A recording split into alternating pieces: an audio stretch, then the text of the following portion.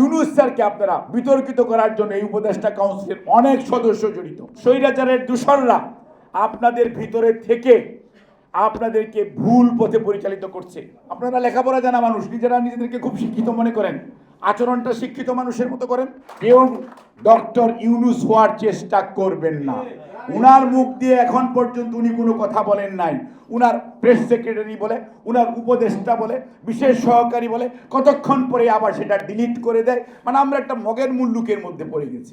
এটা তো হতে পারে না। There should be someone spokesman of the government, যে কথা বলবে, যার কথার মধ্যে কন্টিনিউটি থাকবে, যার কথার মধ্যে সাস্টেনেবিলিটি থাকবে, যার কথার মধ্যে কনসিস্টেন্সি থাকবে।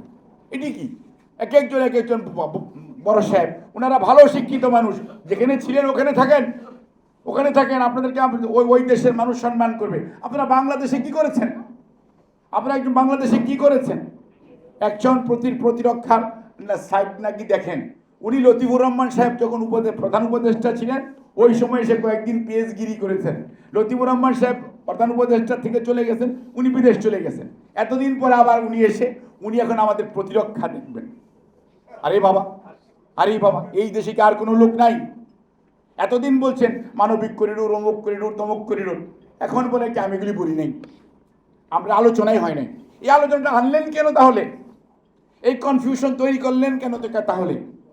আপনাদের সম্পর্কে এই সরকারের সিদ্ধান্তহীনতা, আপনাদের মধ্যে দ্বিচারিতা, এই সমস্ত কথা, এগুলো তো পতিত আওয়ামী লীগের কাজ। আওয়ামী লীগ যা মুখে বলে করে আরেকটা, এটা আমরা বিশ্বাস করি। বাংলাদেশের মানুষ জানে যে আওয়ামী লীগ মুখে যেটা বলে ওইটা করে না, করবে কিন্তু আরেকটা। আপনারাও শুরু করেছেন তাই।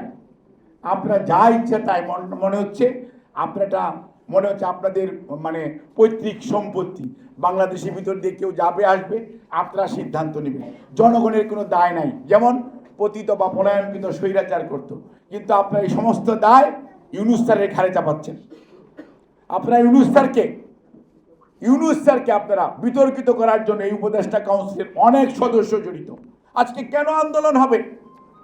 এই উপদেষ্টাদের বিরুদ্ধে কেন আন্দোলন হবে? কারণ আইন আদালতকেও আপনারা বিশ্বাস করেন না।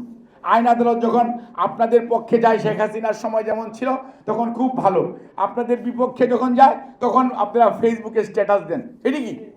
এগুলো তো শেখ হাসিনার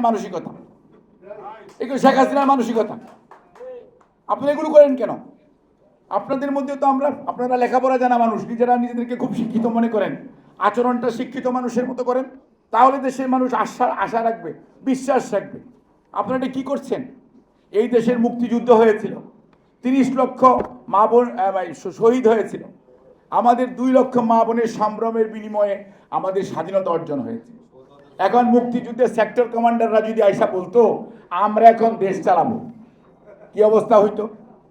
90-এর যদি খায়রুল কবির, খোকন, আমানুল্লাহ আমানরা বলতো এই দেশ এখন আমরা চালাবো, কি অবস্থা হইতো? 52-র ভাষা আন্দোলনের পরে বরকত, রফিক, জব্বারের আব্বা আম্মা যদি আইসা বলতো আমরা এখন দেশ চালাবো, 69-এর গণ অভ্যুত্থানের পরে যদি আমাদের মাহবুবুল্লাহ ভাইরা বলতো আমরা এখন দেশ চালাবো, তোমরা যাও, কি অবস্থা হইতো? সব সময় আন্দোলন সংগ্রামে ছাত্র জনতা মাঠে থাকে। RICL TMX, যুগের পর যুগ স্থাপনা থাকে মজবুত। স্বৈরাচারের দূষর এবং দেরকে সাথে নিয়ে আপনারা দেশ পরিচালনা করতেছেন, এবং স্বৈরাচারের দূষররা আপনাদের ভিতরে থেকে আপনাদেরকে ভুল পথে পরিচালিত করছে। আপনারা নিজেদের ক্ষমতা বা নিজেদের চেয়ারকে দীর্ঘদিন ব্যবহার করা অথবা ক্ষমতাকে প্রলম্বিত করার জন্য আপনারা সঠিকভাবে দায়িত্ব পালন করতে পারছেন। আপনাদের প্রায়োরিটি ফিক্স আপ ঠিক নেই। বিচারের ব্যবস্থা করা, it should be the number 1 priority.